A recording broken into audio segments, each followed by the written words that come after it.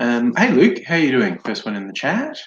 Uh, Going to experiment with a few things tonight. I'm using the StreamYard streaming service again, and we'll see what happens with that because there's a few neat features on it. I want to get more used to uh, them and play with them.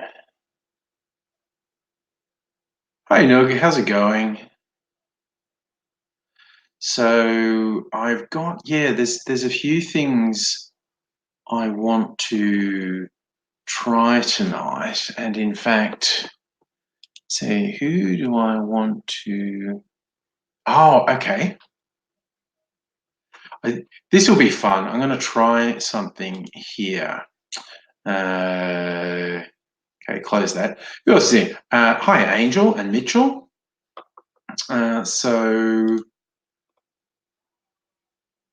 Okay, so yeah, I'm gonna try. See, I think I can do a basically a two-camera thing with this feature, and I am going to try that and see how it goes.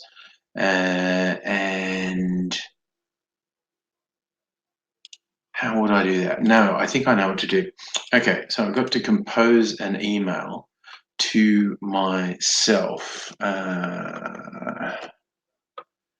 Okay, I'm going to send myself a link.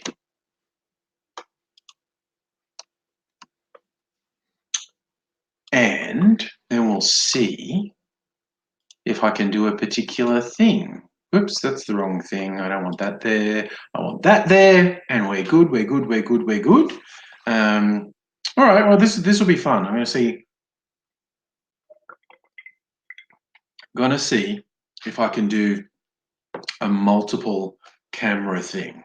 I saw someone suggesting this tip on Facebook today. There's a Facebook group for this software, so I've just got to Luke. I send myself a link and I see if it works. I don't know that this will work, but it might. So I'm going to do this. Okay. Load. Silly bloody phone, of course. Hey, Dr. Obama, how are you doing? Doing pretty good. I think technology is wonderful, Nog. Okay, so I'm streaming. I'm entering a broadcast studio, so that's cool. Mobile supports experimental. Allow. Okay. So that's working. We'll call this Angry 2. Enter broadcast studio. I'm backstage. Wow, that was pretty wild, wasn't it? That was not good. That was not good at all. Why is it not going completely silent?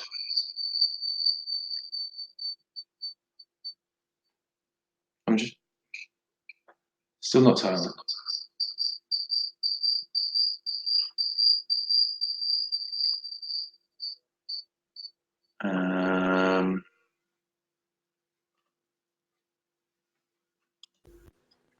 Oh look, there's the second camera.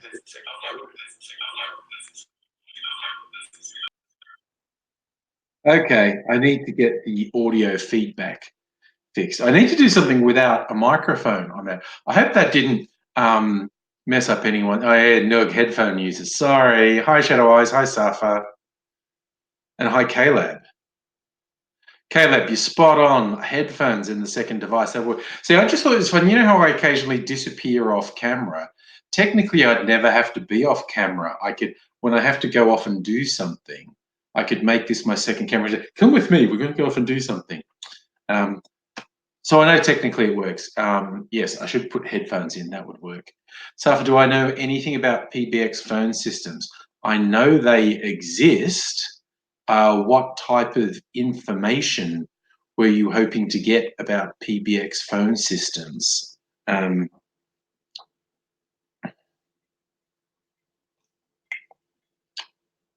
Yes, that was a very good tip, Caleb. Thank you for that. Um, I just didn't realize that would be such a big thing. The video feedback I got then, audio feedback, I should say. But live and learn, live and learn.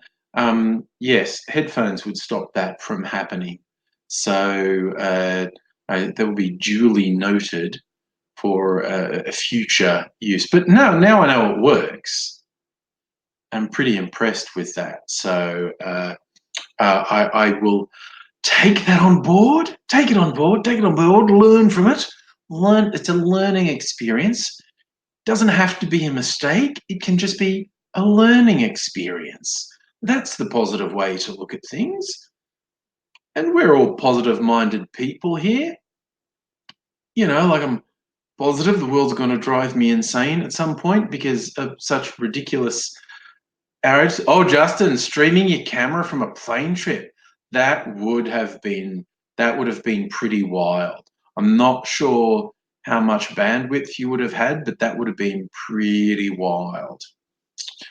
So, Safi, you're currently transferring a family business from ADSL to NBN and it has a PBX. Are you hoping it's NBN compatible? Okay, I don't want to be the voice of doom, but I think you're going to be up against it because that is, for most people, inconsequential, but in some very specific cases, the NBN loses some fundamental features of landline, some analog features. Uh,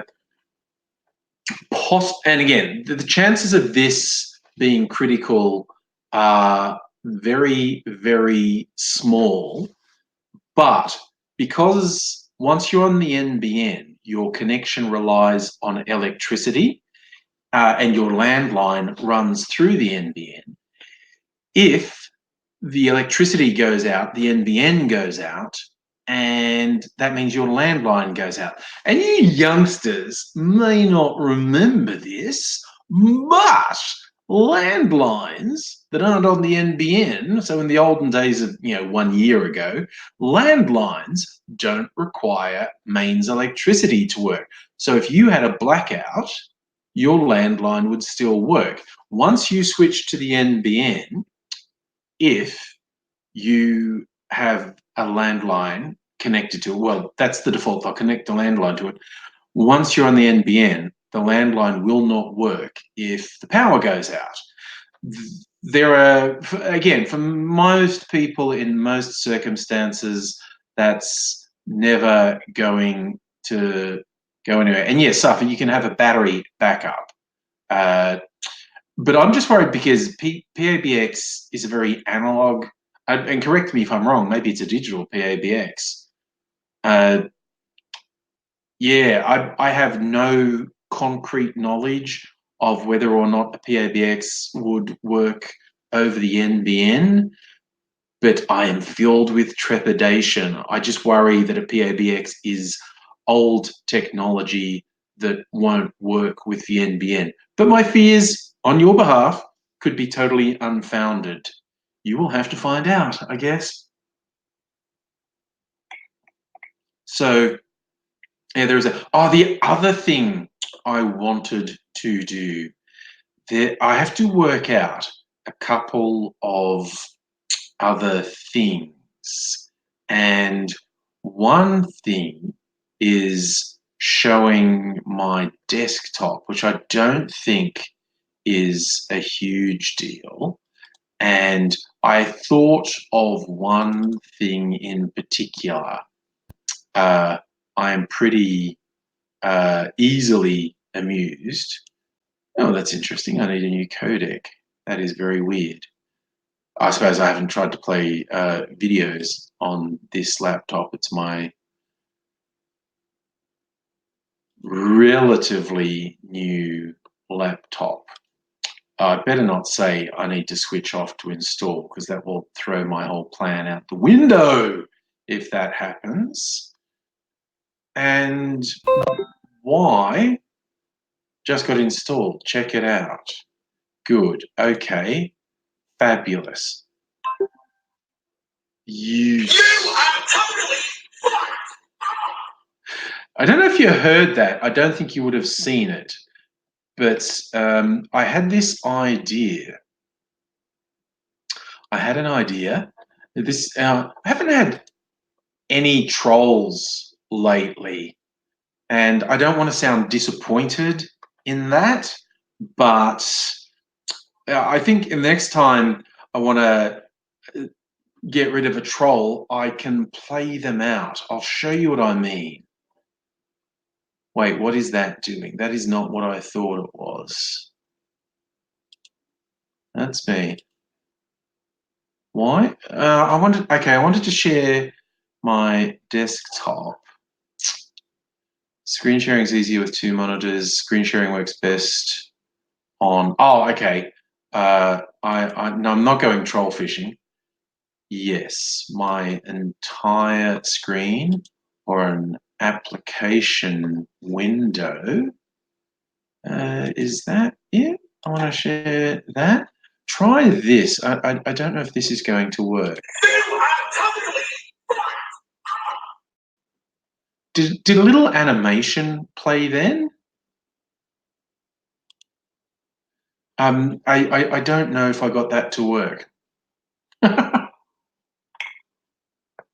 So it was just sound? It was just a black screen. Okay, I did the wrong thing.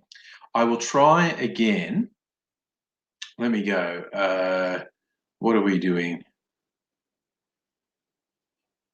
Stop sharing. Okay, I'm going to try again.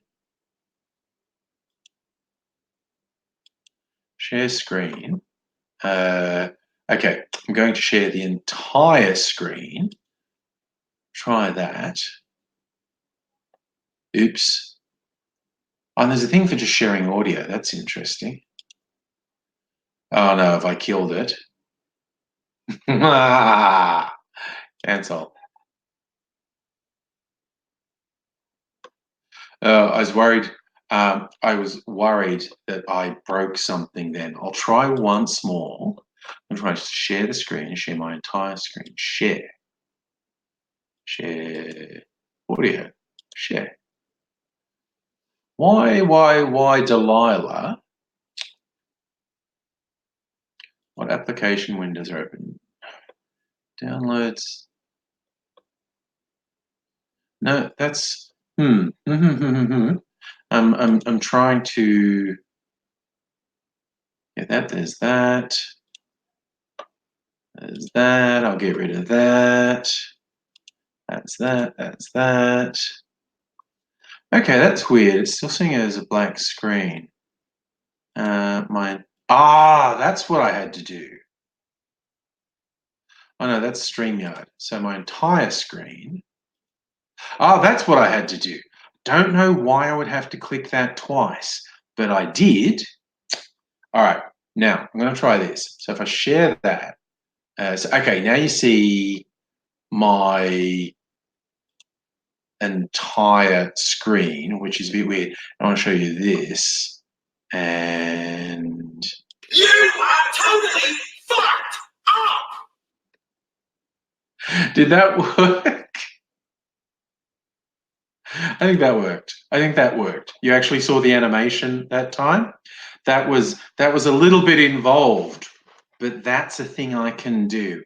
It actually recommends sharing a Chrome tab. So I could always upload that video to YouTube and just flip the tab. But okay, see, I'm playing with different features on this. I do like the banner feature on this. Breaking world is still awful. I wanted to create a new one. They're quite quick to create. Just have to type them in. This is a story. I saw someone share this on Twitter recently, and it kind of blew my mind. And if you miss, okay, so we had the rather awful run of mass shootings in the US, two within hours of each other, three within a couple of days. So, and it's very, on one level, it's weird to see how stupid the responses from Republicans are, but on the other level, it's not weird. It's normal. The normal thing they do is say weird and stupid things. And I mean, there was one that was literally blaming the mass shootings on we're being too nice to the queers. And there was some dipshit on Fox News blaming it on violent video games and saying, oh, they don't have mass shootings in Japan because they don't have video games. Could you imagine someone actually being that stupid as to say Japan doesn't have video games? Or Japan, even if you went one further, Japan doesn't have violent video games. It's like, I most of the time, I think they're just stupid. They're just stupid and they're never held accountable for the stupid things they say. So they never do any research. They never engage their brain. They just vomit out whatever comes to them. And they say absurdly stupid things and there's never any repercussions. I mean, in an ideal world, saying something that stupid would have you removed from public life. You literally wouldn't have a job as a lawmaker, particularly. It's like, no, you're too stupid. Get the fuck out. Get the fuck out. And I can't always make up my mind whether they are just stupid or they just have complete contempt for the public. So they shamelessly say ridiculously stupid shit they know they're just. See, I don't know if they're shamelessly saying ridiculous shit they know isn't true, or they're shamelessly saying ridiculous shit they think is true, or some horrific combination of the two. But they're never held to account. There is never any repercussions for saying something just so abominably stupid. You should be removed from the public sphere. The concept that someone's in a position to make laws and is that disconnected from reality is absolutely horrific. I just cannot, as the saying goes, I cannot even. So I'm going to have to just say what, and Trump's apparently just been having brain farts, and big surprise with Trump. He of course, is blaming it on mental health, but he actually stumbled and said, "We've got to be united against racism." It's like, wild. You actually said it. I know you're not going to do anything meaningful, but surely it's introduced some cognitive dissonance in your fuckwit fan base that you even said it. And yeah, Keiko, as you say, 20 years after Columbine, same fucking stupid shit. Oh yes, sorry, Justin, I did see Neil deGrasse Tyson's stupid comment. Well, it's an interesting comment because it wasn't factually wrong. It was simply pointless and unhelpful. If you missed it, Neil deGrasse Tyson said, look, everyone's justifiably upset about 30 odd people being killed in violent acts in one day, but for a sense of reality, in the same time period, and he went like, X hundred people die because of medical accidents, and these people die because of that, and it's just like, shut the fuck up, dude. It's like those statistics may not be factually incorrect, but they're also not fucking relevant. It's like, yeah, because you say that for virtually anything. It's like, well, 300 people die on the roads. I guess we shouldn't bother doing any research into cancer because people will die anyway. It's like, what the fuck? One doesn't negate the other. Um, and to act as if it does, it was like, fucking Jesus. Jesus does my head in when smart people do stupid things because of their own arrogance. Well, interesting, Keiko, he did throw in gun homicides, and he pointed out that the total gun homicides in the same time period outside of those mass shootings was probably a higher number. There were probably more people died in gun homicides outside of those mass shootings than died in those mass shootings.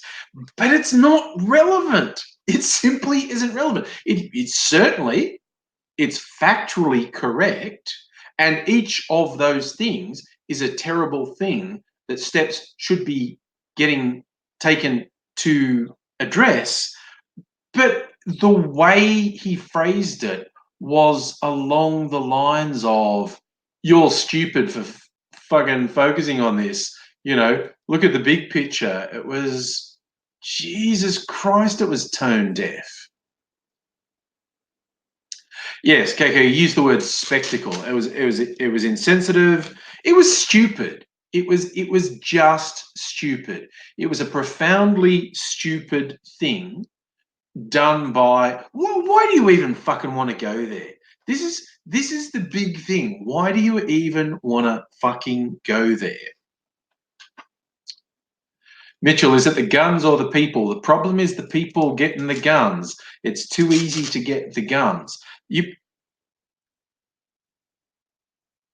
I agree with people who say it isn't the guns full stop. But if someone wants to spout ridiculous shit like, we don't have to restrict the availability of guns because it's people, not guns, that's fucking moronic. That is absolutely fucking moronic. The US just needs the most basic, basic controls on gun ownership. It's just, it just boggles the mind that the most basic controls aren't there. And as the shootings get worse and worse, the controls get looser and looser. It's absolutely, there are elements of, there's a sickness in American culture that I think sets it apart from other countries in the world. There's something somewhat unique about American culture in a bad way that makes the problem worse than just guns.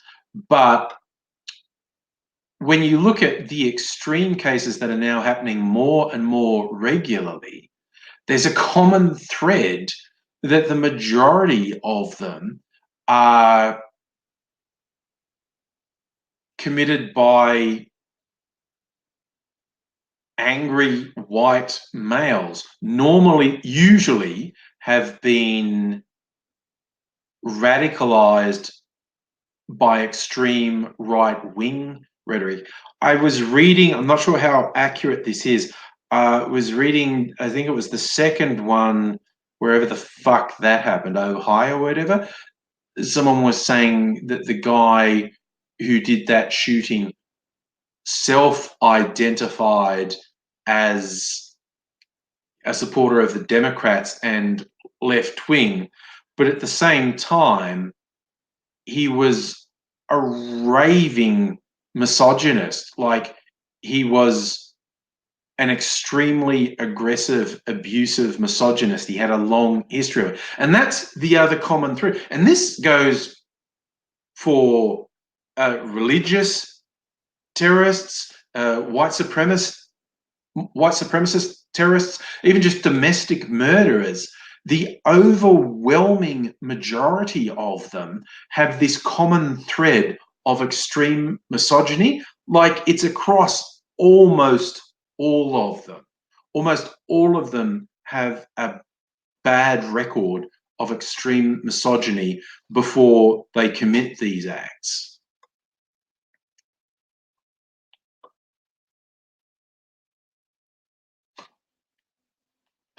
Keiko, I think when we talk about America, that whole right to bear arms, and when a country talks about how they plundered the land from the native peoples because of manifest destiny, there's something really fucking creepy about it.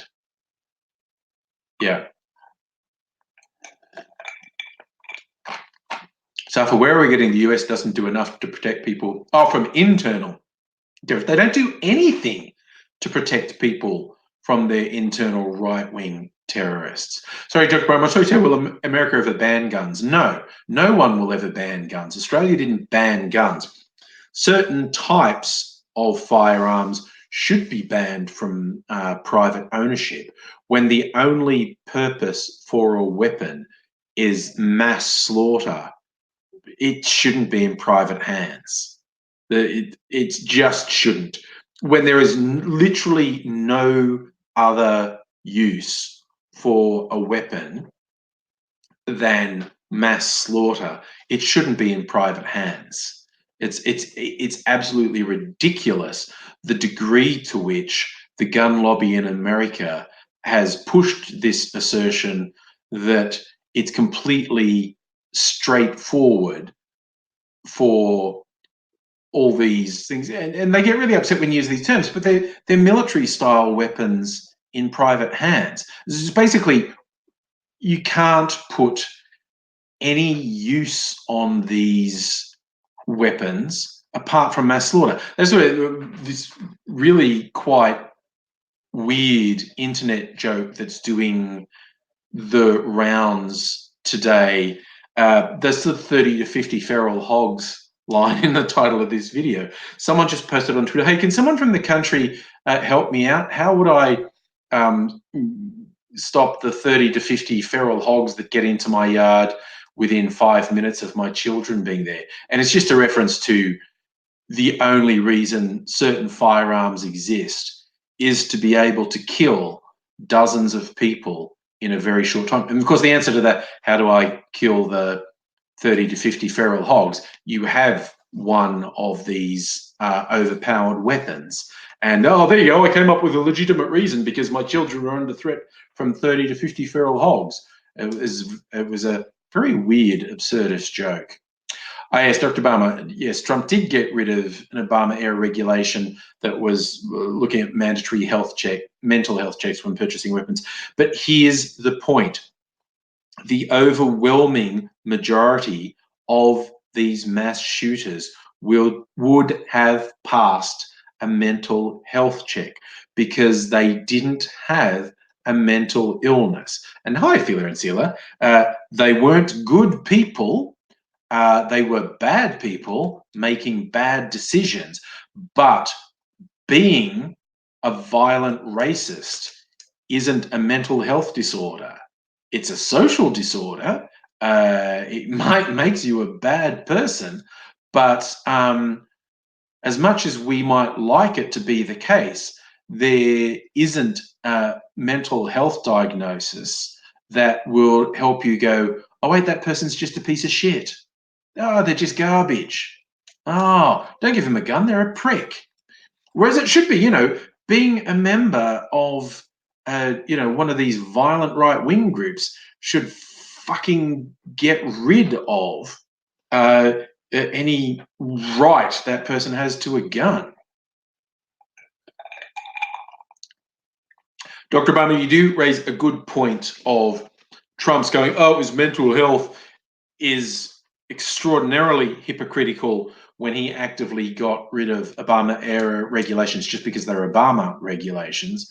But I don't know where he's going. Like he's literally saying, "I want to censor video games." I he's brain farting things like he wants to lock people up if they fail a mental health check. Like, what the fuck?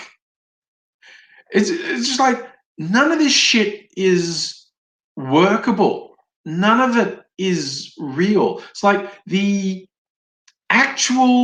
or the start of a solution. It's actually a complex problem that needs a multi-pronged approach, but a start to fucking fixing the problem is absolute basic levels of gun control. Basically, like, for fuck's sake. Like, yeah, certain weapons just shouldn't be in private hands.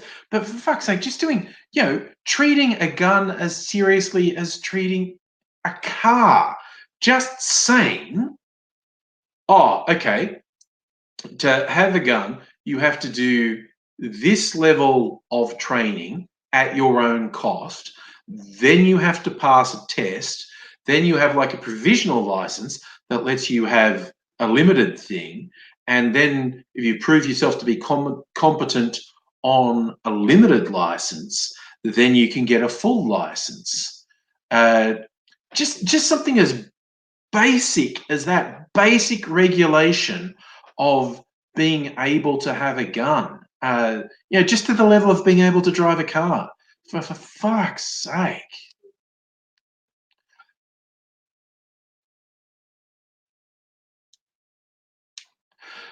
So, see, okay, here's the thing. While I was saying these people are basically buying military grade weapons, that's another thing the gun lobby argues about. They'll get into really overbearing semantics if you say, well, they shouldn't be allowed to have military style weapons. They go, well, this isn't military. And they'll just argue and argue and argue. They're basically, the gun lobby are the scum of the fucking earth. They are just filth. They are absolutely contemptible filth. Texas, David, you're pointing out that Texas, where one of the shootings happened, had an open carry law. So much for a good guy with a gun, stop bad guy. It isn't just that, because the guy who walked into the shopping mall carrying the weapon with which he killed all those people, because of the open carry laws, it's illegal to even challenge him. He's walking into a crowded place with an incredibly dangerous weapon. It's illegal to even challenge him for carrying the weapon until he opens fire on people. It's insanity. And this is also why I used to get upset, because the stories were awful. I think the last time I got actually upset about a mass shooting was when the kids got killed. The little kids got killed at Sandy Hook, because that was awful. And nothing happened. And for real, when there's a shooting where a bunch of cute, innocent little white kids get killed and nothing happens, that's it, done deal. Nothing's changing. Nothing is ever changing. I mean, good luck to the people in America who are still lobbying and still hope to make some changes. I just don't see it. And I refuse to expend any emotional energy on it whatsoever. I mean, besides having conversations like this to say it's stupid, I'm not going to, people say, oh, I'm so upset, I'm heartbroken. I'm not heartbroken. It's like, oh, fuck, it happened again. So fucking what? It's just going to keep happening. Why would I expend emotional energy on something when the solution is so fucking straightforward? The beginnings of a solution are so fucking straightforward. Why would I do it? We're talking about legal age to own guns. As Justin points out, they do market guns towards kids. I am not sure what the laws are with guns. I know it is quite common to give kids a gun as a present, and they go out shooting and stuff. Oh my god! So I shouldn't laugh because this isn't really funny, but some sort of proud pro-gun person. This video went around a couple years ago. He's taking his little girl to the gun range, and I mean by little girl, I think she was under 10. She was really quite little, and he was videoing her like, oh, look at her, she's shooting again, shooting. And this little fucking girl, they gave her a fucking Uzi, right? She's at the shooting range, and there's an instructor standing over her shoulder saying, okay, now put it out there. And there is this little girl with an Uzi on full auto, right? And they're just like going like, yeah, go for it. And she pulls the trigger, and because she's just a little girl, she pulled the trigger and it's on full auto, and it went, oh, and shot the instructor in the head and killed him. And it's like, well, there we go. There we go. That's Darwinism in action right there. Shouldn't laugh. It was awful. And that little girl's probably traumatized for life, and the other guy's dead. But that was fucking Darwinism in action right there.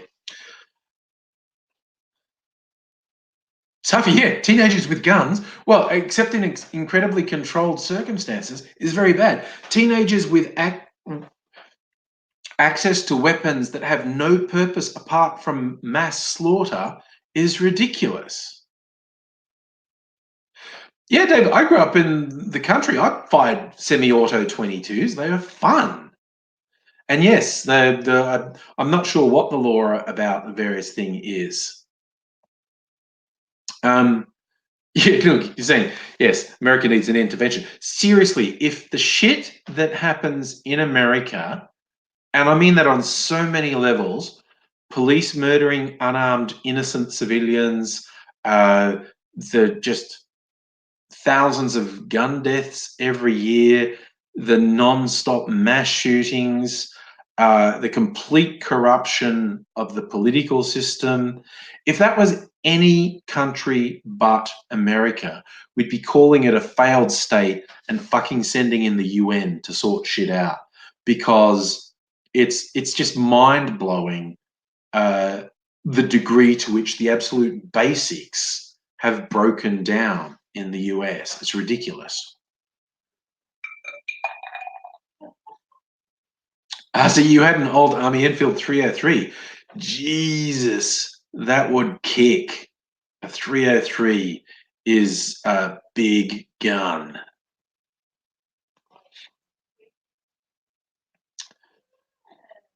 Yeah, so I think it's sensible to feel uncomfortable around weapons. You should never get too, and in fact, the really competent, serious people will tell you they don't get comfortable, they don't get complacent around weapons, because that's when people get killed.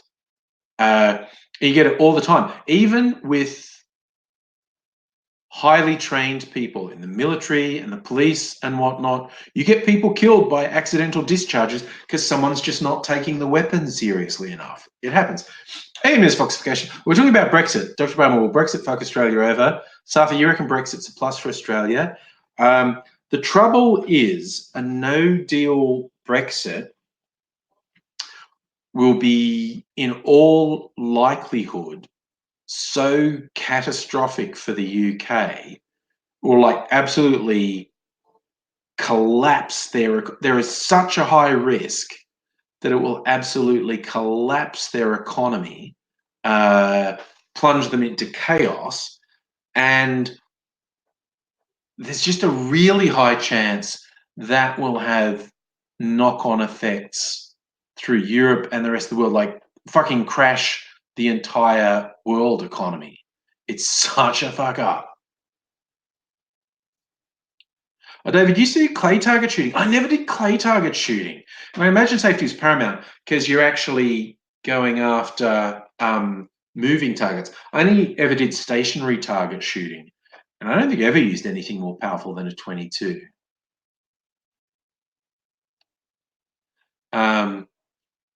But yeah, Oh, I was just trying to I'm trying to work out something clever here. I'm going to do the same thing I did before, but let me see. Ah, yeah, look, see, I can do this.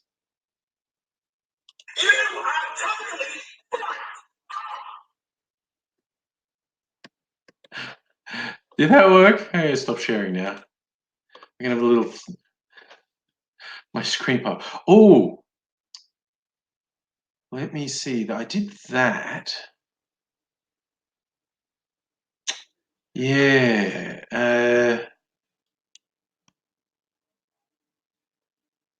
Oh, wait, don't know if this will make any difference. I'm just going to try something else. KK, you want to marry your French partner and get the fuck out of Dodge? I can understand it. Dr. Obama, you reckon Corbyn's going to call for a vote of no confidence in the Tories? I don't know. There's so much split within Labor that I can't work out what's going to happen.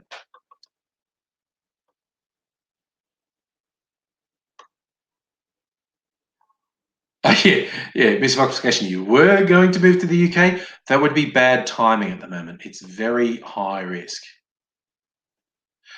Good question, Justin. If the UK breaks up, Scotland may well leave the UK. What does that do to the Australian flag? Yeah, it's all complicated. So why is the news mostly negative? Because people are mostly fucked. Um, that's my very negative view of things. Um, I'm still playing with these features. Application window, share. Oh no, I've done that. What's that done? No, it's just black again, isn't it? That was just black again, wasn't it? Oh, Dr. Obama, you've got some good news about the ALP. I'd like that.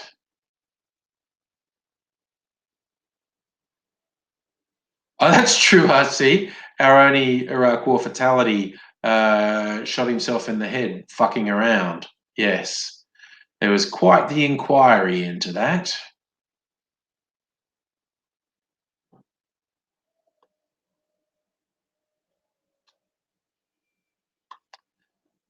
Justin, I don't think the flag itself could help us become a republic.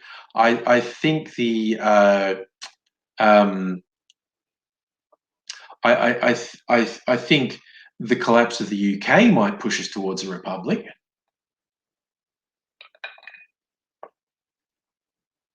There's the thing, PBR. Scotland could join with Norway and Denmark to reclaim their Viking heritage. There is that. So, Dr. Butman, you hang out with the ALP. You went to an FEC meeting on Sunday. Special guest Jay Weather was there. He's conducting the review into the election loss. Is he's finding that the ALP should have actually stood for something? That the I'm not that guy strategy was fucked.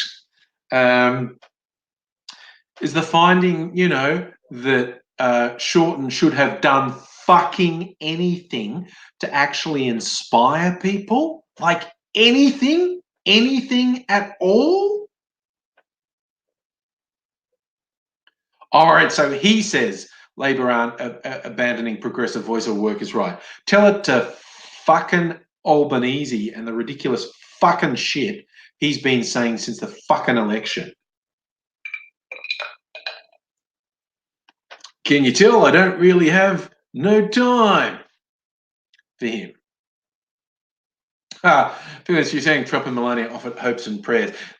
My favorite thing, I shared this on Facebook because Melania Trump put out this ridiculous tweet about we've got to fight white supremacy. And a really high profile media person in the US, Soledad O'Brien, she used to be on CNN. Uh, she just fucking dragged fucking what's Trump's Ivanka? It was Ivanka Trump did this. We must fight white supremacy. And Soledad O'Brien just dragged her and said, the fuck, your father's a racist who actively encouraged these people. Take your platitudes and fuck off. It was great.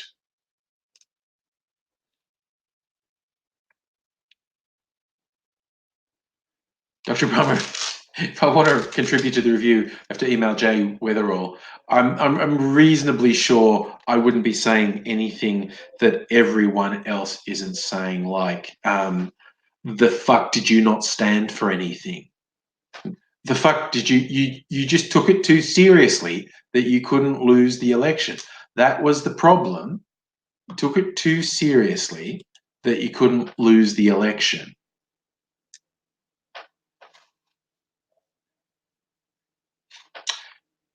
Yeah, David, that was the thing that I thought was funny. Trump actually said something about racism is bad, and well, dude, there goes half your fucking support.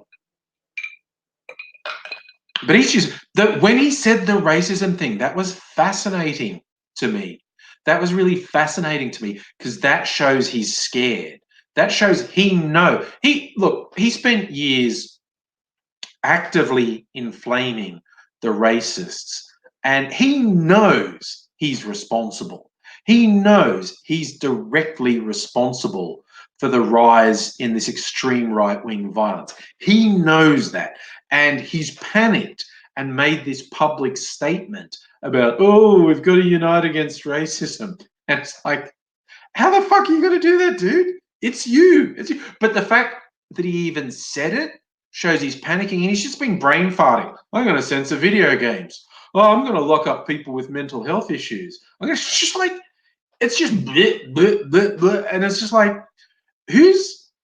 when the solution, again, as I say, the beginnings of the solution are so straightforward, and you come up with dumb shit. I'm going to censor video games. You fucking can't. You in the US, you legally can't. You legally cannot, under the First Amendment, censor them. There's no grounds for it. You can age restrict things, but you can't. And the majority of gamers are over 25 anyway. So, on the people who say like, oh, it's the problem. All the kids are into Fortnite. That's bad. I swear to God, kill off Fortnite and all these little kids will actually stage a revolution. So they literally cannot censor video games. He's just mouthing shit off. And then just randomly going, I'm going to lock up people with mental health issues, when that's not even the problem. It's not the problem. And again, you can't, well, you can, because they can lock up whoever they want because they do it all the time. But it's just like, brain fart off. He's panicking. He is actually panicking. The racism thing that he actually said, we have to unite against racism, showed he's panicking. And Jesus, a sweaty, panicking Trump, isn't that something we all want? Absolutely ridiculous.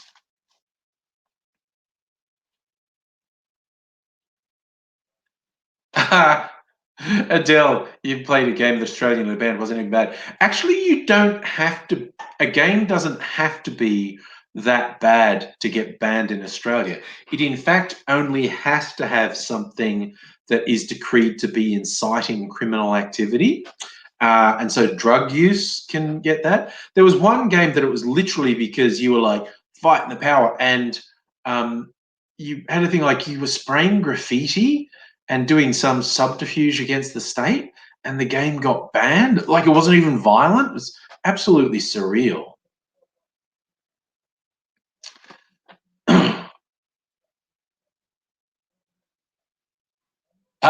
That's a good one. I remember that misclassification. Fallout got banned because you used morphine, so they had to rename it MedX. That's a good question, Safa. I did see GTA 5 Online introduced a casino thing, which on a lot of levels would be illegal in Australia. So I don't know about that.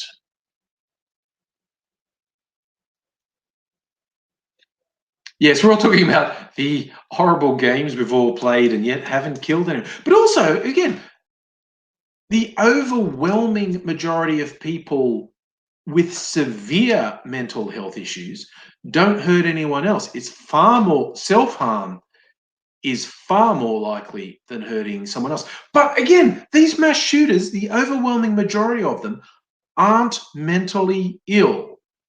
They have problems, but their problems do not qualify as mental health issues. Hey, I'd be all for fucking declare extreme misogyny and extreme racism as a mental disorder and treat them fucking accordingly. I'd actually be in favor of that, but it just isn't the case. Just now I've been to Vegas. I've been to Vegas a couple of times because my ex had family there. Vegas is a weird, weird, weird, weird town. But yes. I mean, yeah, what my favorite video games I've played in the last couple of years have been the Borderlands series, Yakuza Zero, Grand Theft Auto 5, um, Mafia 3, all incredibly violent games. And I'm not a violent person. Breath of the Wild 2, which if you're really soft, you'd say was violent because you're going around hitting monsters, but it's an incredibly abstracted violence. But yeah.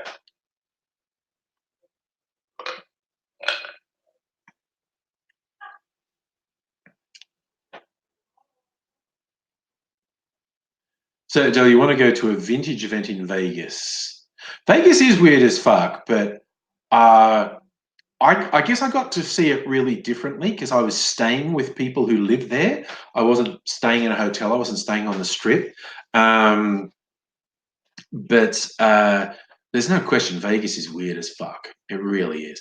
But again, as an Australian, one of the weirdest things is when you get to Vegas, like when you're near the strip and stuff, you see how much money they have spent to get you to spend money. Because Australia doesn't have the population or the tourism numbers to support the sort of expenditure that happens in America. Because America's got more than 10 times the population and gets more than 10 times as many tourists. And so they spend 10 times as much money on tourist attractions. And Vegas is just this money black hole. And they spend an enormous amount on dazzling you while you're there. It's really wild to see how much they get you to spend in Vegas, how much they spend on getting you to spend. It's wild. Just to say, the Hooters Hotel in Vegas is actually the family-friendly hotel. That makes sense.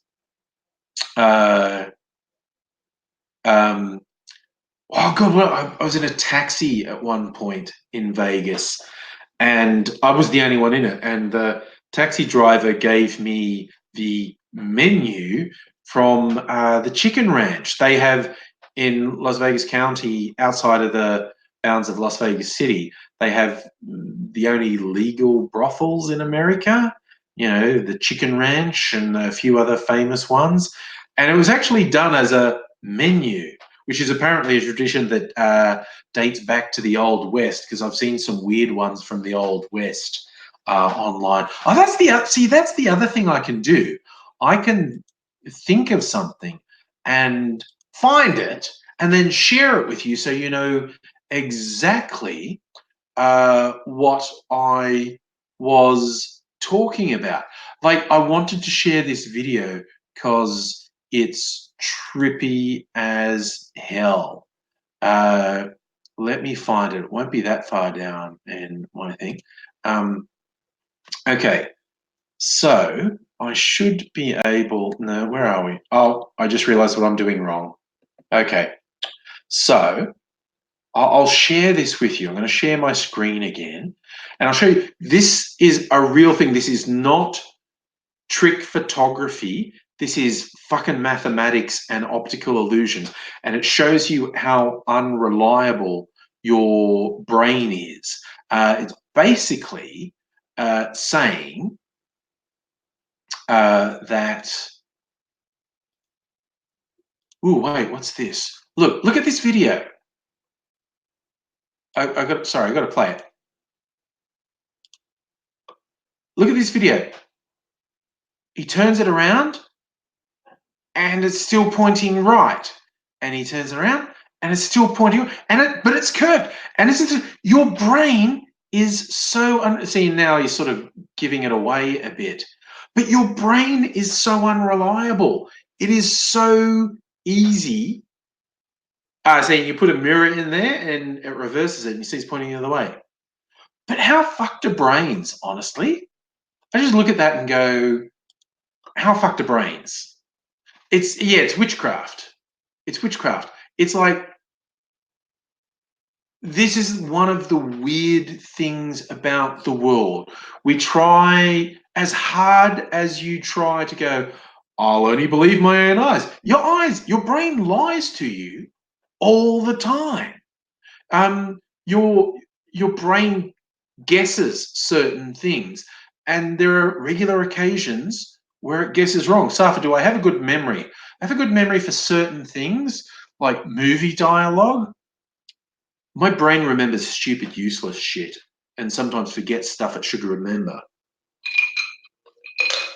So, yeah, but see, this is fun. This is actually super easy to share things with you. I have to show you. Okay, while I'm in the mood to share tweets with you,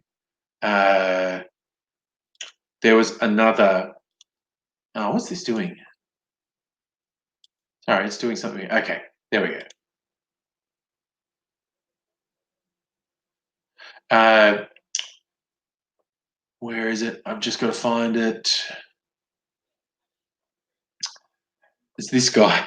Someone captioned this and said, "This motherfucker's got a side quest." Like, look at this guy. Look at him. What even is happening here? Look at him. He's a guy in a video game who has a side quest for you. He's awesome. It's just like, what even is going on there? That is wild.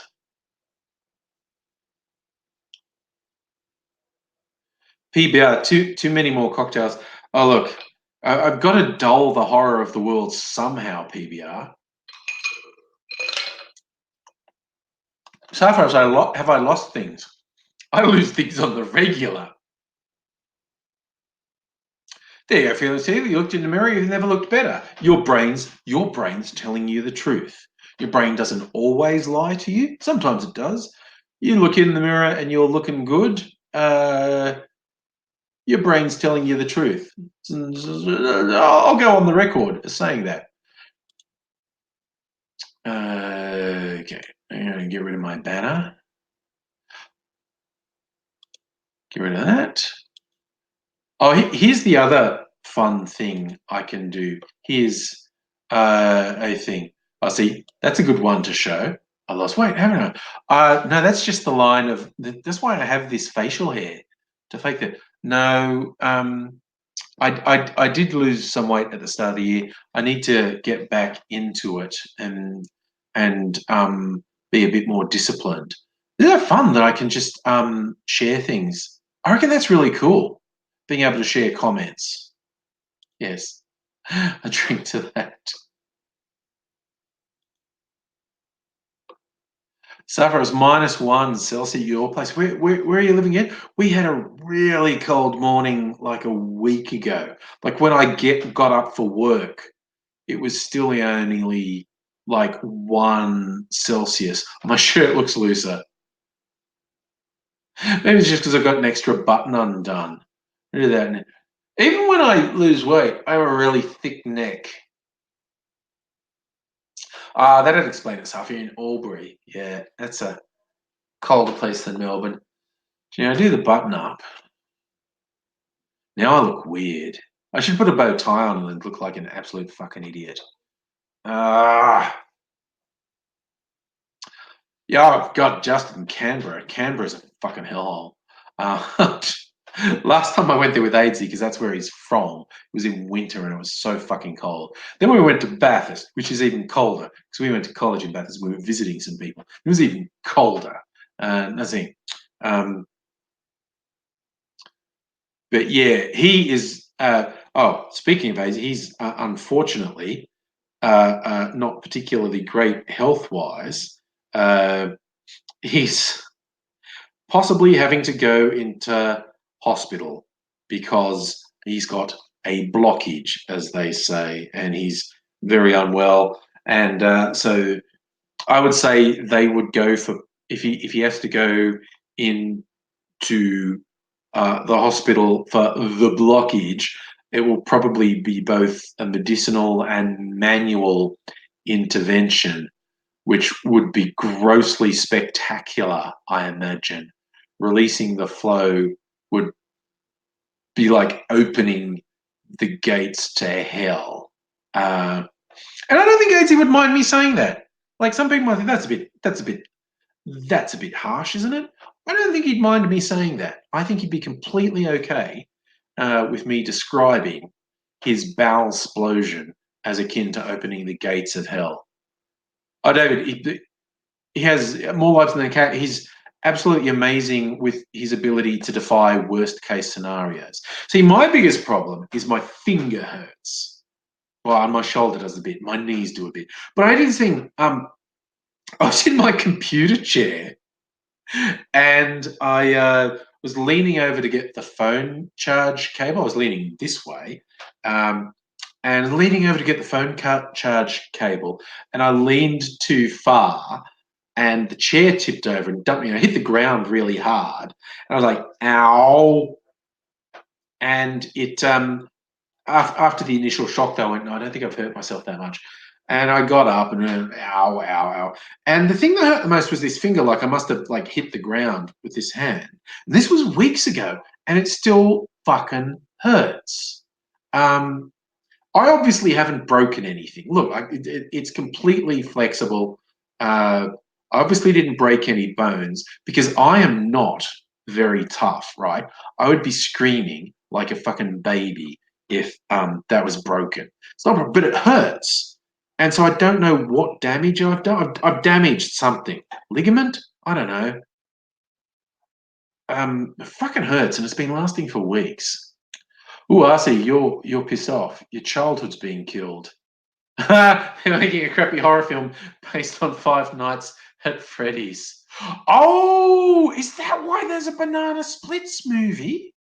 I saw the Banana Splits horror movie and I thought, where'd you get the fucking rights to do this?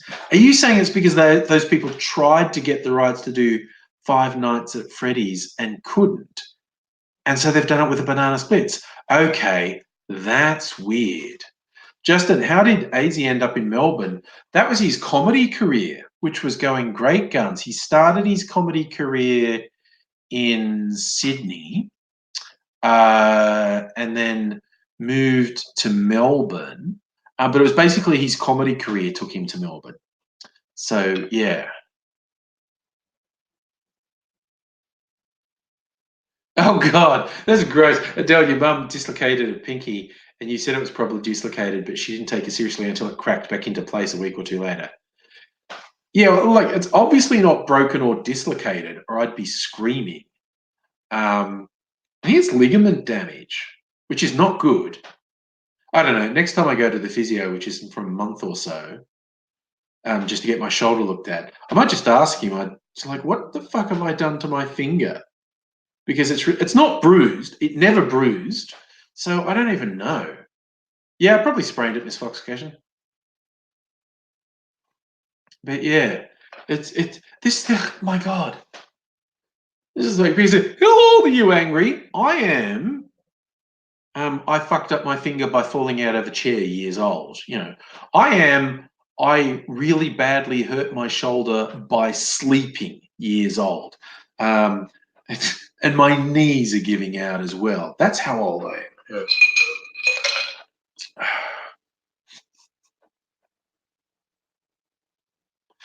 So, oh, I feel like I might make a cocktail tonight. I don't know what though. I got a couple of new ones. New South American one. I've got Pisco, which is like a Peruvian rum. No, it's a brandy. It's not a rum. It's Pisco's Peruvian brandy, uh, and I also got cachaça, which is possibly my most favorite named alcohol. It's Brazilian. It's a cousin to rum.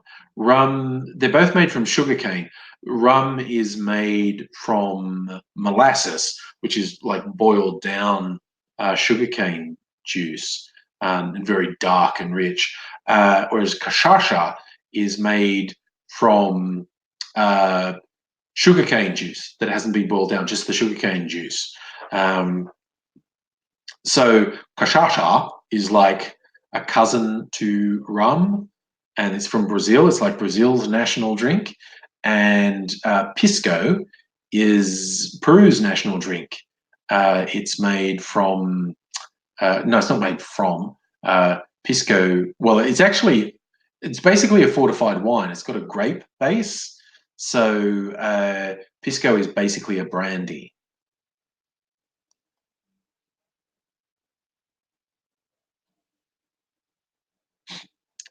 Dr. Obama, I'm excited for Cold War II. Is that a game, or are you just meaning the US and Russia are going to have another Cold War?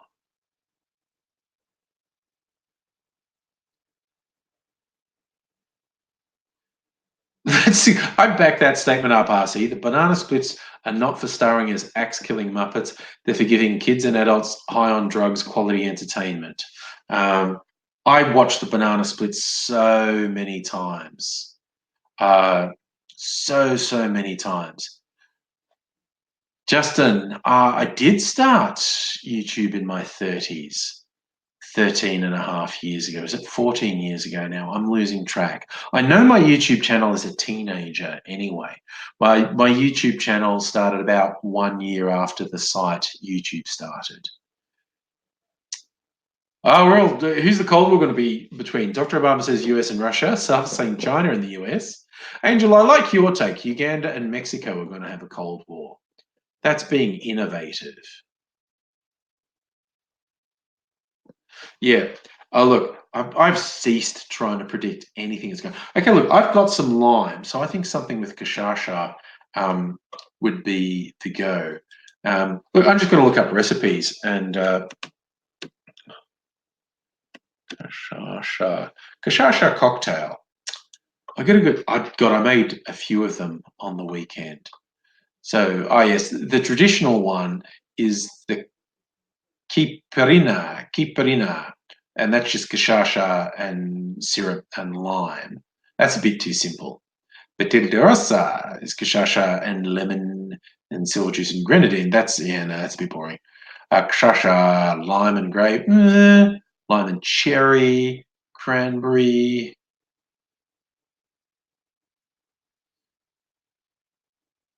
I look at the Google questions come up. What's in a Capriana cocktail? What kind of liquor is cachaça? Can you drink cachaça straight? Yes, if you're not soft. You can drink anything straight if you're not soft. Five cachaça cocktails with cachaça. All right, what are these ones? See if any of these sound good. Cocktails with cachaça, Capriana de uva. Yes, that's just lime, sugar, cachaça. Yeah. A pearl button. What's in that? Lillet Blanc. I've got some Lillet Blanc. No, I don't think I want that one. Sangria Blanco. Invigorating is semi-sweet. This person's got an obsession with semi-sweet White wine. This has pisco as well. Oh, holy cow! Actually, oh, maybe I'll try this. This has a few things I like in it. Okay, so cachaça. Oh, fucking web pages. Cachaça, pisco, elderflower,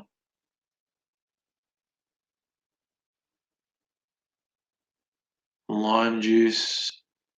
Okay, they're trying to make. See, ours was. I'm going to do one without. Okay, this. I'm going to do this one because this has got a bit of freaking everything in it. Okay. So this is the thing where I would take my phone with me as I go around and get things. So go away. God damn it. The websites that pop something up when you move your mouse. I know you're leaving. Come back. Do the egg thing with vodka.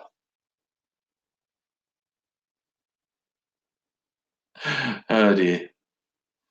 Ah, yes. Adele, stocking up your bar is a time consuming process because it's fucking expensive. I really need to make a cocktail channel on YouTube. Where's Mimsy? Good question. I don't know. She's hiding. Right, I need to get some things together to make this. And I've never made this, so this will be interesting. Ah, okay. So, I'm going to get a cocktail shaker. All right. So, got my thing, cocktail shaker, jigger. Okay, so this is Pisco and Lillet and elderflower. And where'd I put the cachaça? Hiding. There it is. So much booze. So much booze. Okay.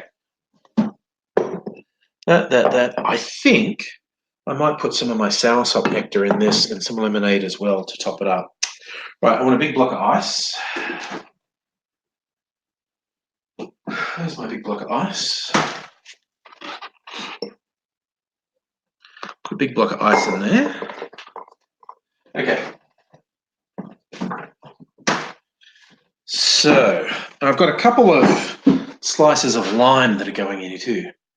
Angel, that is also a good question. Where's Chuck? Oh, good. I think Mimsy's deposed Chuck. She was sick of Chuck moving in. All right. So I'm going to do what, as they say, muddling the limes. Got to crush them a bit and put them in there.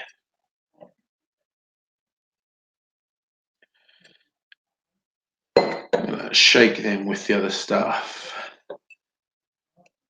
Just crush them in there a bit. Right. So this is the Peruvian drink, pisco. As you can see, it's a clear liquor. This is basically a brandy. So I'll put some pisco in.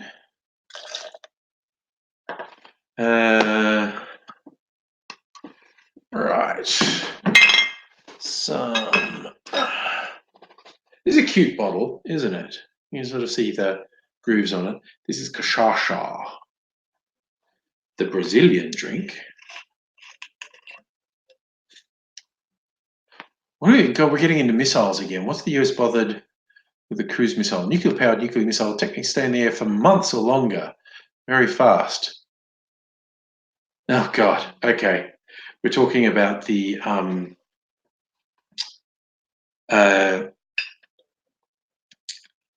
US and Russia violating treaties with each other. Yes, that's a thing they're doing. Right. Now, a little bit of Lillet Blanc. That's a good question, Obama. Who's the worst president of the 20th? I'm assuming we're talking US president. I'm not a good enough student of history to answer that. I know in general terms, most people agree on who the worst US president is ever. I don't know if he was 20th century. Dr. Obama, you think it was Woodrow Wilson? Man, I'd take your word for that. Like I said, I'm just being honest and saying I'm not a good enough student of history. I thought that was just the last bit of my elderflower liqueur. This is quite the concoction. And I'm going to do a little bit of a variation with, I need my filter when I shake it. So I'm just going to go shake this and grab my filter.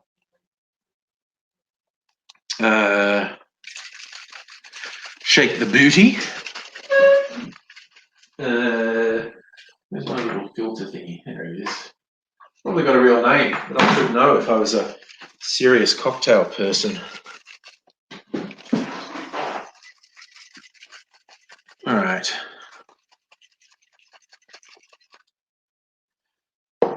Okie dokie. So I'm going to filter this foxification. You reckon Bush Jr.'s a contender? He was only just in the 20th century, though, wasn't he? I'm forgetting when he first came in.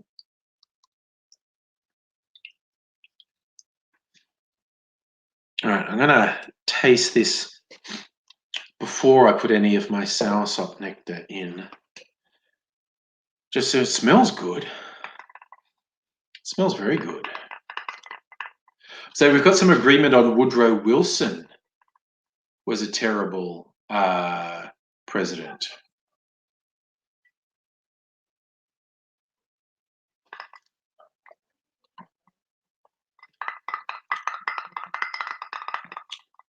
That's okay. But because it was like meant to be a sangria, I'm going to put some fruit juice in it anyway. Justin, why would you say Lincoln was the best president ever? Again, I would freely admit I'm not a good enough student of history to make any strong argument pro or con Lincoln. I'm just interested in having a conversation. So, AgroPixie, your housemate tried a fruit tinkle for the first time and drank it like cordial. Wanted White hit him like 3 beers. Yeah. Yes, there's about 3 beers worth in this, actually. Oh, yeah, now that works. Putting the sauce on. Oh, yeah. This doesn't even taste alcoholic now. This would send you under because, well, Lillet Blanc's only 17%. Only 17% alcohol. And the elderflower liqueur is only 20%. The pisco and cachaça are both 40%. Yikes.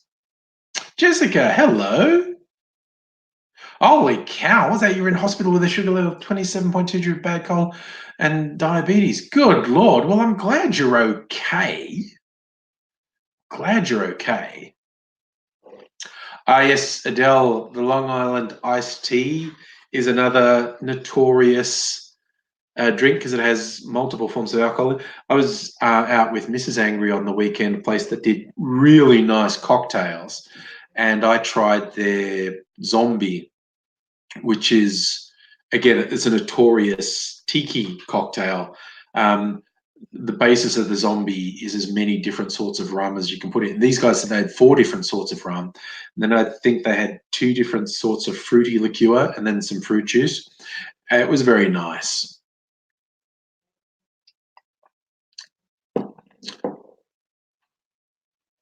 AgroPixie, a toffee apple shot. I don't really do shots. I like to mix one.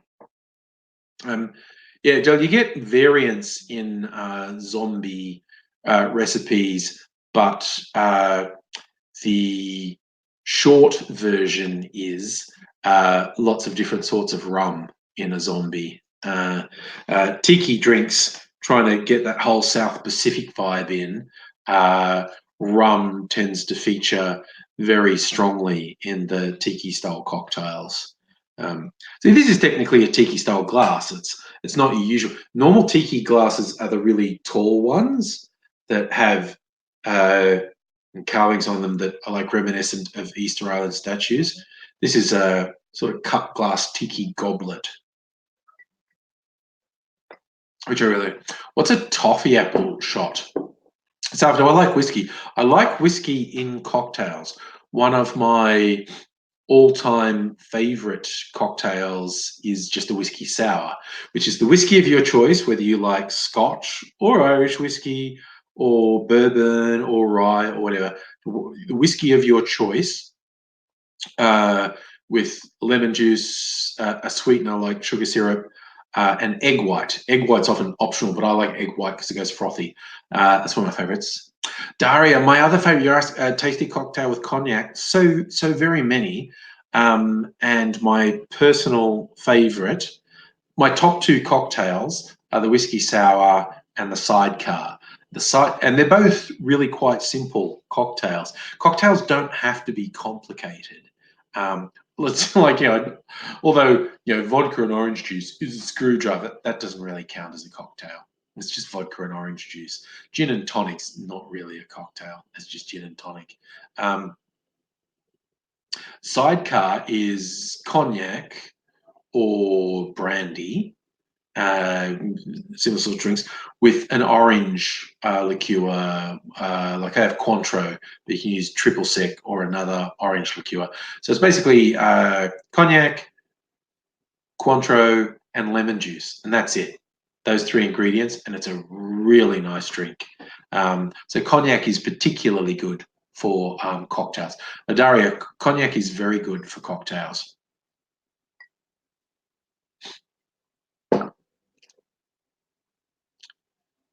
Yeah, this just one drink in this, like seriously, the one I just mixed, and particularly once I added the fruit juice to it, um, and fruit juice is traditional with tiki drinks.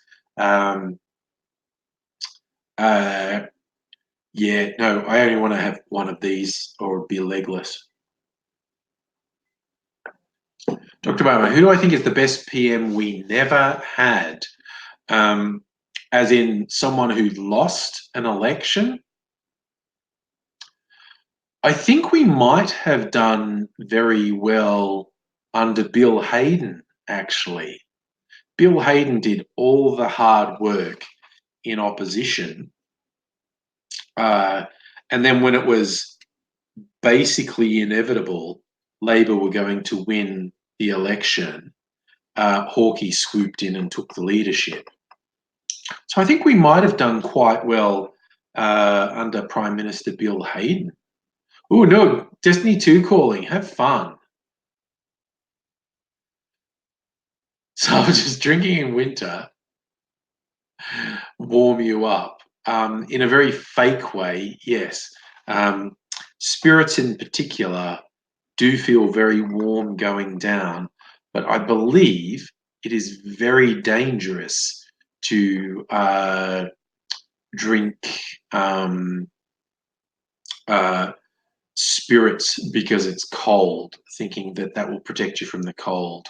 Because I think that can end very badly.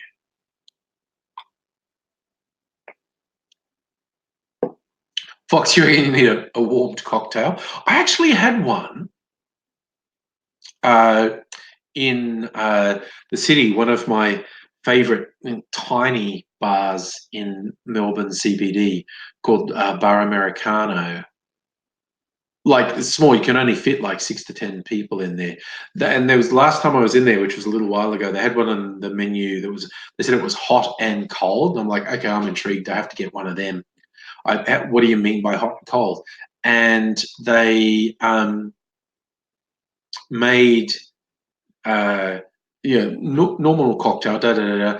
But then they had this stuff. He had this incredible machine that distilled some spirit into this foam, and the foam was hot, and that was put on top of the drink. So it was like a cold drink with this hot foam on top. So you actually did get hot and cold, and it was amazing. Ah, yes, Dario, I thought you might be an expert on that. Being Russian, yes. If people drink too much in winter, thinking it'll warm them up, they could pass out from the alcohol and freeze to death. Frozen drunks in Russia. Oh dear. Dr. Bum, asking you the big question. Why is Albanese taking lessons from Simon Cream's handbook? I don't know. Everything he's done since the election has been wrong. I'm super disappointed because I had a lot of hope for him, and so far he's been fucking terrible. That's an interesting take, David. The best Liberal PM we never had, John Hewson.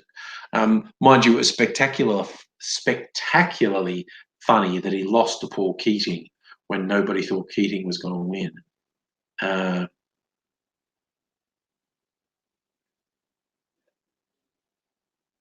I was talking about Tanya Plibersek. Um, yeah, I had a lot of time for Tanya Plibersek, and also even more time for her when she said, "I'm not going to run for leadership because it would take me away from my family too much." And I was like, "Go you!"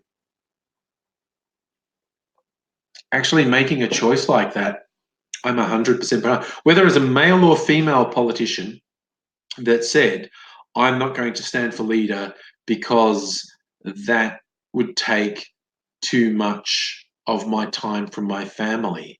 Uh, I think that's a very noble cause. Oh, yes. Daria, Siberia is also on fire. Yeah. Well, all the fucking northern hemisphere is ridiculously hot. Um, it's terrifying. We are seeing patterns that are probably the result of global warming that we weren't expecting to see for another 50 years. So that's fucking cheerful. Yeah, it's like basically this it's inevitable this year will be in the top 10 hottest years, and it's a strong contender for being the hottest year on record, which would make, but it's definitely going to be in the top 10, which would then say the top 10 hottest years on record all occurred in the last 15 years. And then when you get the global warming deniers, one of their arguments is this ridiculous fucking lie they've come up with. Oh, the warming has paused. There hasn't been any warming in the last decade. And 10 of the hottest years on record happened in the last 15 years. It's insane.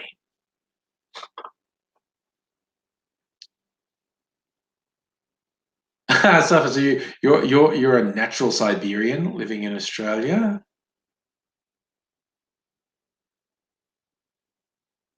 Andara, you're Irkutsk. I'm probably pronouncing that terribly badly. Irkutsk. Irkutsk. Yes, I'm probably pronouncing that superbly badly. Oh, Safin, your dad was close to Bratsk. Oh, you were actually born in. I've heard of that city, Novosibirsk. Yeah, yeah. Anyway, both proud Siberians, which is great. Um, I am the epitome of a pathetic monolingual English speaker. I learned tiny bits of other language, never learned another language, and my pronunciation of other languages is invariably terrible. It's not just out of blue. Jessica saying, I thought Steve Brax was hot. I won't argue with you, Jessica.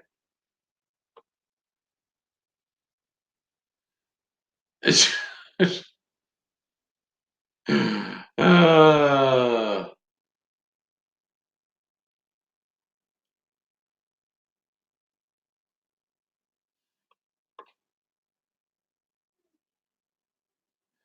Sorry, you think everyone's terrible in Chinese. My offspring are very good in Japanese. We actually, and coincidentally, we had a Japanese exchange student staying with us last week. Mrs. Angry's lad is still at school, and his school has an exchange program with a Japanese school. My son went over to Japan on their exchange and had a good time. Uh, and yeah, Mrs. Angry's son, they went to the same school. He did the opposite way and had a Japanese exchange student come and stay with us, which was fun. She was cool. And Yeah, my daughter in particular was uh, conversing quite a bit with our exchange student, Suzuha. We started calling her Susie, and I don't know if that was terrible and insulting or not. Um, but yes, my daughter in particular was having quite a lot of conversing with. My daughter wants to do because she's at uni doing linguistics, and she signed up for an exchange to a Japanese uni, and I think that's for a whole year. She wants to go to Japan on exchange for a whole year, which would be quite the adventure. Be very good for her, I think. So we'll see if that happens. Yes, yeah, I think we all agree that Japanese is easier than Chinese to speak. But yeah, there's some similarities in the tonal qualities. But um, yeah, it's one of the funny things to learn about Chinese is the tone makes all the difference. And popular wisdom says it's very hard for an adult to learn to speak Chinese as opposed to a kid learning to speak it because you get into certain habits that just don't translate into Chinese.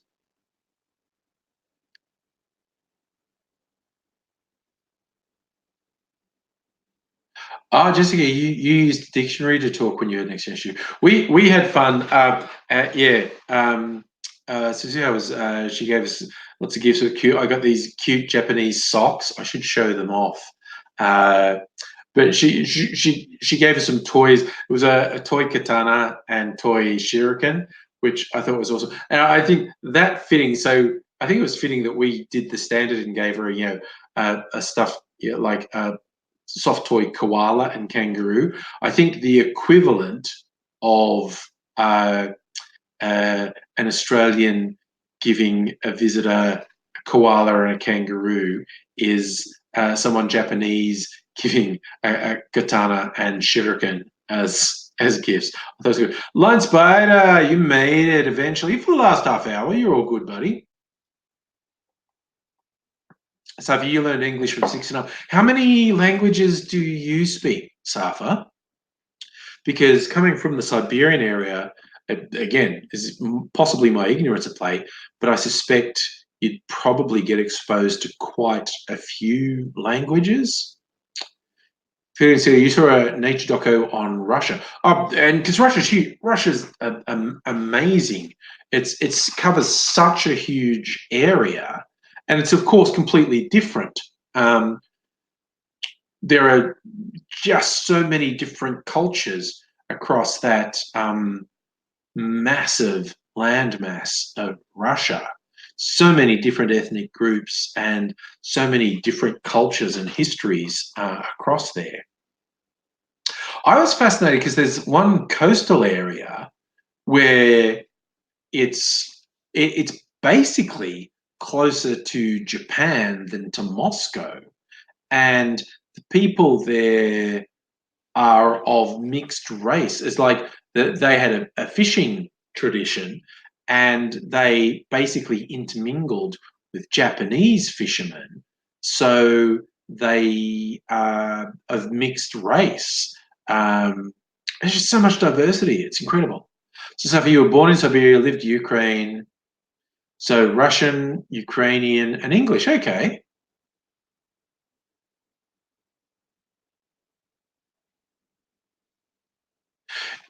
See, it's Dario, you're saying it's a bit, yeah, because of course Russia borders with Mongolia,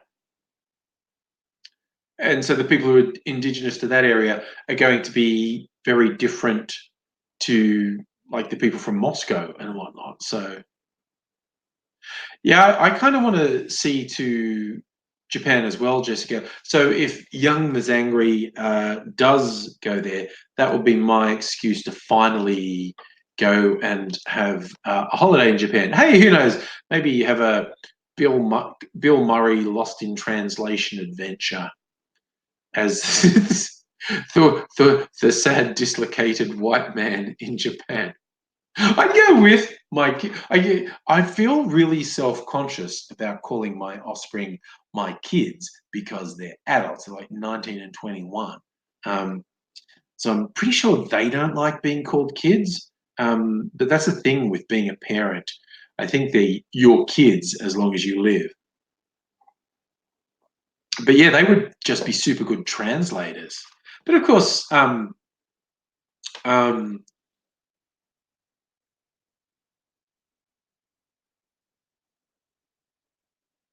you have electronic translators now. Like, I think I can just do this with Siri.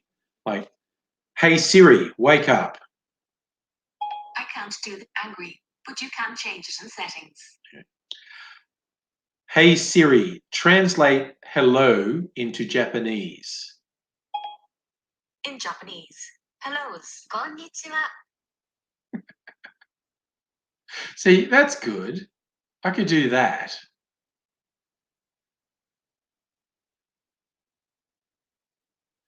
Hey Siri, translate I am Australian and lost into Japanese.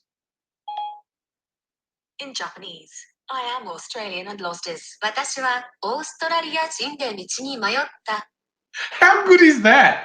How good is that? Oh, I'm sorry. I just find that hilarious. I think that is so funny. Admittedly, I am very easily amused. I have to be honest and say I'm very easily amused. But also, how good a conversational starter is this? Uh, just as a conversation starter, just because it's fun. It's fun to do this, and you can go back and forth with this. It's a conversation starter. You know, I could be Mr. Smooth and uh, like try and pick someone up in a bar. Hey Siri, translate I am very wealthy and want to buy you a drink into Japanese. In Japanese, I am very wealthy and want to buy you a drink. 私はとても裕福であなたを一杯買いたいです。 Sorry. Oh, I'm just too easily amused. I am definitely too easily amused. You see, Dario, I know there are separate, there are tools like physical tools that are translators. There are apps you can get, but just being able to do it through an iPhone. Oh yes, Jessica, I've done the various things with Siri, like would you marry me and would you do this and all these other things, but which is now just making me think of that film. I think it's just called She. Um, as Joaquin Phoenix falling in love with the AI that's in his phone. Uh, I think it's just called She. Let me see. Wait, what? Images. Yes. Oh no, it's called Her. It's called Her, not She. There you go. Her.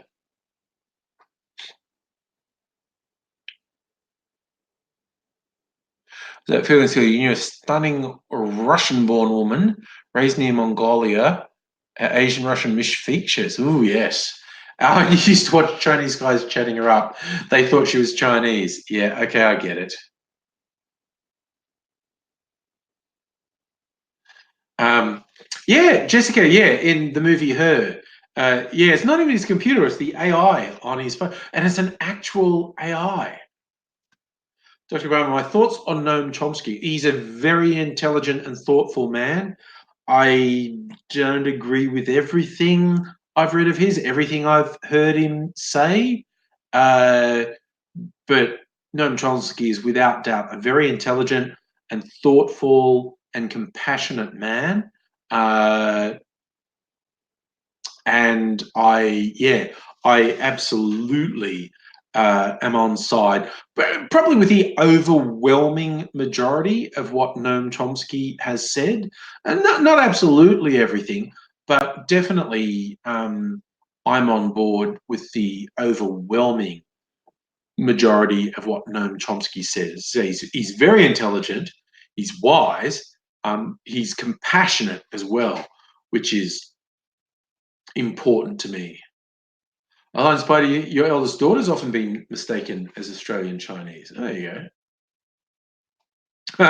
Jessica, you think we're going to have computers in the sex dolls? I just, oh my God, it's just hilarious because, of course, there are quite sophisticated sex dolls around now, and you get these misogynists online who go on about how once they have sex robots, women will be superfluous, and then all you bitches will be sorry for rejecting me. It's like, dude, oh my God, you will probably die from not cleaning your sex robot and contracting some hideous disease from your own fermented cum.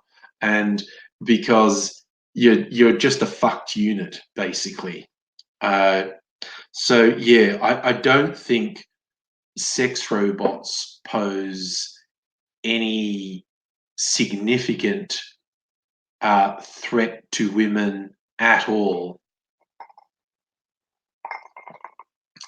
See, Jessica, I'm with you. There's no reason to not have a sex toy just for fun. But these guys who go on in their really spiteful way about how it's going to make women superfluous, it's like, oh, yeah, no, dude, you're superfluous, okay? Fido said you can understand if you had Scarlett Johansson's voice on your phone, it put all sorts of thoughts in your head. So you think the sex robots are going to rise up against the incels? Maybe, maybe. Yeah, that's a good phrase, Wolfer. These fucked units dying from fucking their units. Yep, that'd be good. Sorry, David. Do these guys have mother issues? They have all sorts of issues. Jessica, that's a good call. Do a live talk with Eva about sex robots. We're going to do one last weekend, and I had technical problems, but now I found this great thing, and it's so easy to bring people into this. So almost definitely we'll see Eva this weekend. Our starting point for our next live chat was going to be piercing your bits, because she wrote a column on intimate piercings recently, and we're going to use it as a starting point. But yeah, getting onto sex robots would be a good one.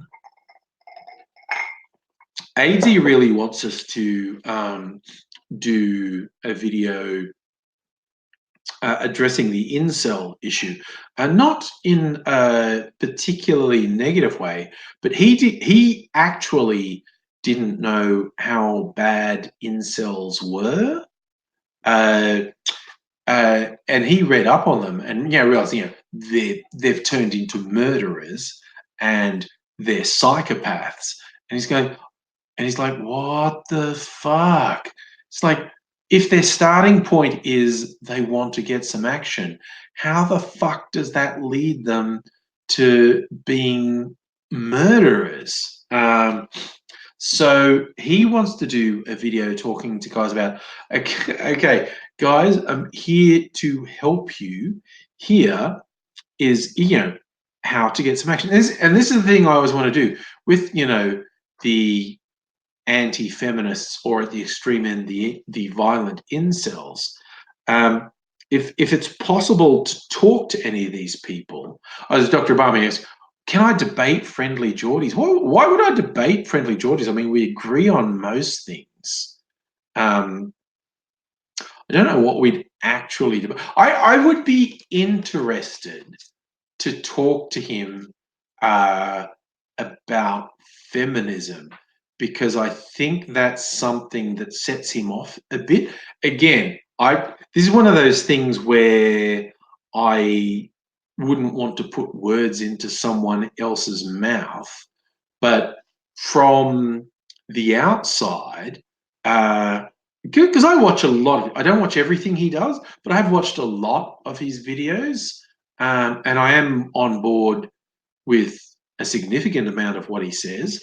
But I do get the impression he's a bit anti-feminist, but I'm really cautious about putting words into his mouth. And while starting beef is a good way to generate views and generate YouTube drama, it's not something I particularly want to. I did actually watch, someone did an interview thingy that had, it was just about being comedians, and it had Friendly Jordies and Neil Cole Hapkar and Isaac Butterfield in it. And because people always ask me about Isaac Butterfield uh, all the time. Wolf, I do agree. Liking Jordan Peterson is a bit fucked and is a very superficial uh, reading of Jordan Peterson. Um, and I did listen to a lot of this sort of podcast interview thing. This guy who had on Friendly Jordies and Neil Kolhatkar and Isaac Butterfield. And yeah, most of it was on. Yeah, it was interesting to listen to, but it did go into areas where I was like, that just sounds like really complacent, self-centered dudes who aren't considering anyone who has experiences outside of their experiences. I have no idea if I explained that very well at all, but as like interesting when I hear people say things, and people consider themselves comedians who say things like, oh, I can't say this or I can't say that. It's like, well, you can say whatever you want.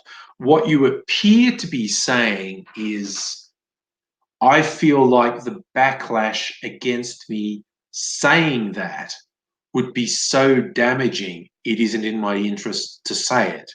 And instead of saying that, just saying, I can't say that, seems a bit shit to me. And of course, to me, it's like, instead of framing that like, I can't say that, or people will come down on me really savagely, why can't you phrase it like, okay, it used to be really commonplace to use incredibly racist, incredibly misogynist, incredibly homophobic humor, transphobic humor, and that's frowned upon now. Instead of saying like, oh, I'm not allowed to say that, why don't come from a, even like, oh, I actually had some discourse with the people who were on the receiving end of that sort of shit for years.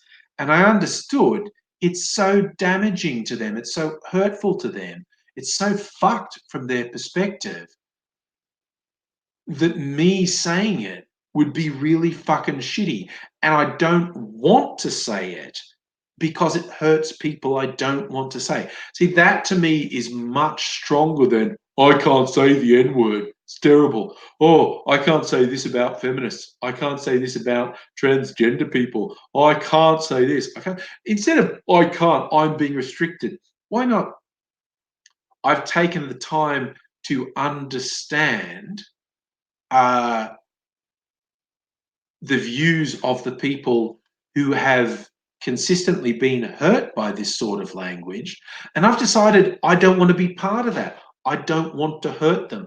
I don't want to be that negativity. Um, that's, to me, that's way better. And the old, oh, you can't say anything anymore. Political correctness has gone mad. I think that's fucked, and I think it's bullshit. Uh, when you have the president of the United States repeatedly, endlessly saying misogynist, racist, homophobic, transphobic shit, you can say whatever the fuck you want. You just, and not with everyone, because I think some people just haven't thought it through. But a lot of the time, when someone says, "Oh, political correctness has gone too far," I can't say this. It's just like, to me, all I hear is that person saying they're lazy and they want to just say these cheap lines. But these days, heaven forbid, the people they're slagging off have a voice and a platform and can fucking strike back.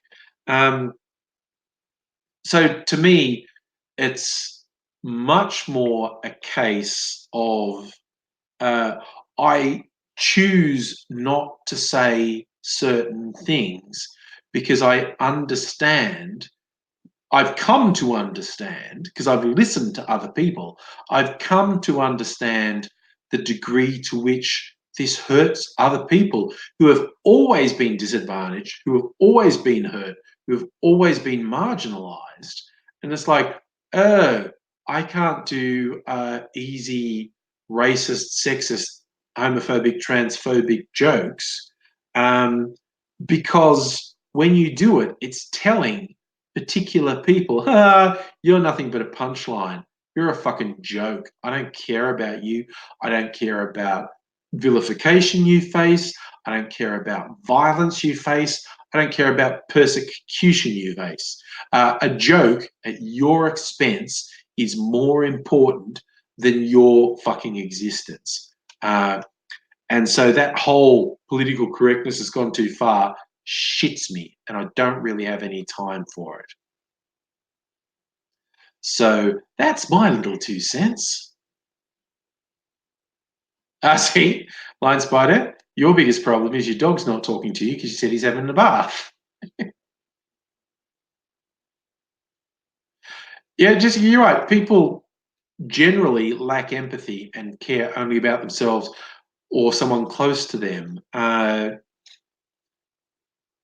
I'm look, definitely over the years, I've absolutely been guilty of being a prick to people who didn't deserve me being a prick to them. I prefer to be a prick to people who deserve me to be. So, what I hope is when someone's angry at me, when someone's pissed off at me, when someone's outraged by me, I actively want that person to be pissed off and outraged.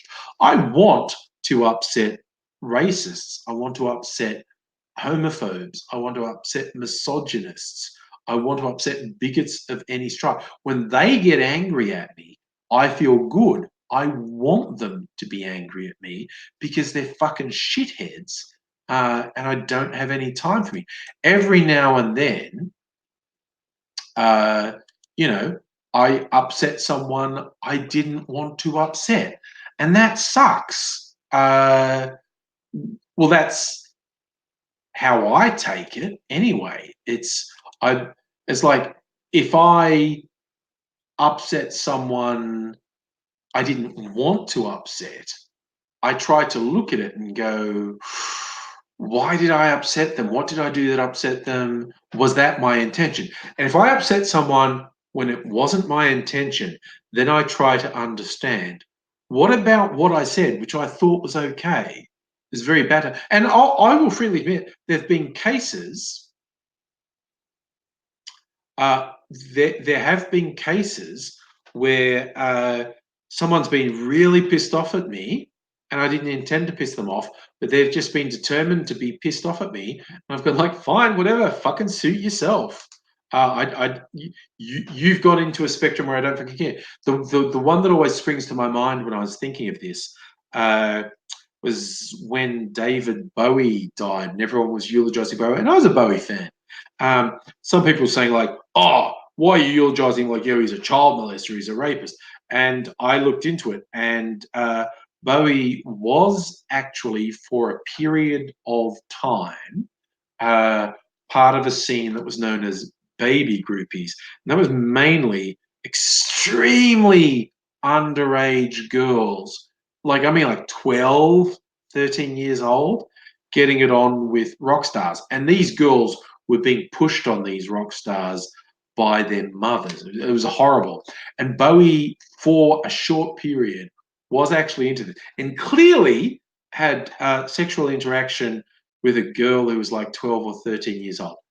Horrible, terrible thing. And he clearly knew it was wrong because he's keeping quiet and he didn't keep doing it. Some of the others who were very big, like some very big people from bands like Led Zeppelin and the Rolling Stones, who spent their whole life or a very extended time having sexual interaction with children, and it's fucking sick and wrong and gross. Bowie did do it, but it appeared to have been for a very short time, and he didn't make a habit of it. It didn't. There's no evidence that I've seen that it recurred through his life, and I think it's important to address and accept the fact when he was younger, Bowie did this shit, which was absolutely wrong, absolutely inexcusable, and he clearly knew it was both wrong and inexcusable, and did it anyway. But my God, at least he didn't keep doing it. I think it's important to acknowledge he did it, but I'm not prepared to write off his entire career because he did fucked up shit at this period in his life. And this one person was really fucking haranguing me on YouTube saying, no, you have to reject him completely. And I went, well, no, I put my case. You either agree with me or disagree with me. If you disagree with me, well and good, we view it differently. And she basically said she didn't accept that there was grounds for us to disagree. And I was like, well, what am I supposed to do with that? And she said something along the lines of, I'm going to tell everyone you're not really a supporter of feminism and you're garbage. And I went, oh man, fuck off. Just fuck off. Tell people whatever you like about me. I've been very clear and open about what I think about it. If you think that makes me a piece of shit, fucking go and tell people, okay? I don't fucking care. You've actually pushed it to an area where I feel like you're not actually having discourse. You're just demanding I agree with you, and I don't agree with you. And if your view of that is that makes me a piece of shit, cool, I'm a piece of shit. Fucking go for it. Oh, the gun bunny got in the last like 3 minutes. Good job, buddy. It's all good. Yeah, yes, as I said, Adele, absolutely wrong. Not Ian Watkins from Lost Prophets level of fame. No, but if you want a truly horrible story, look up the baby groupies thing and the people who did it for years, and they were big name people, and it's like, ugh. If Bowie had a pattern of doing that, I would definitely check it. And that's what as far as I was able to work out over his career, only one woman accused Bowie of rape, and it was considered to not be worth investigating by the police. Now, again, that doesn't necessarily mean it didn't happen, um, but the fact that, again, there wasn't uh, a consistent pattern of accusations against him, I am giving him the benefit of the doubt with an asterisk saying I might actually be wrong, but we will never know. We will literally never know if that claim was credible or not. The police at the time said it wasn't credible, but the police are often really shit with rape investigations. How's it going, mate? 4 a.m. to the airport. Where are you going? Left Wing Talk saying, what was Friendly Geordie's latest video? He puts out a lot of videos, and I don't see all of them, so I don't know if I've seen his latest that you think was hilarious.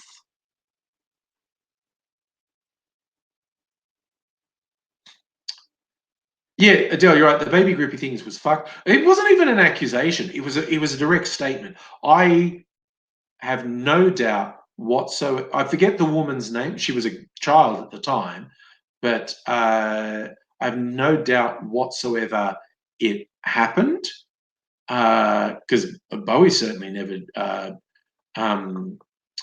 denied it, to the best of my knowledge. That's it, Laurie. Yes, Laurie. What's her name? No, it definitely happened. I have no doubt that it happened. Left Wing Dorks Up. It was the latest one. No, sorry, I still don't know what you're referring to with the latest. Oh, I was like, I'm only off to Newcastle. Have a good trip, buddy. still inspired the Batuta activist saying, scientists have warned a country who can't even manage to roll out a decent broadband network shouldn't go fucking win in. Yeah, no, the idea of Australia going nuclear is fucking ridiculous. That's it, Laurie Maddox. Yes.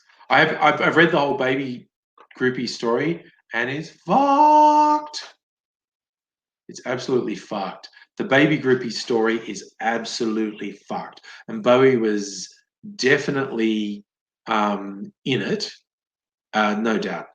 Left wing, I think Friendly Geordie's funny. Broadly, yes. Broadly, my answer is Friendly Geordie's funny. Broadly, yes. I definitely diverge with him on some stuff.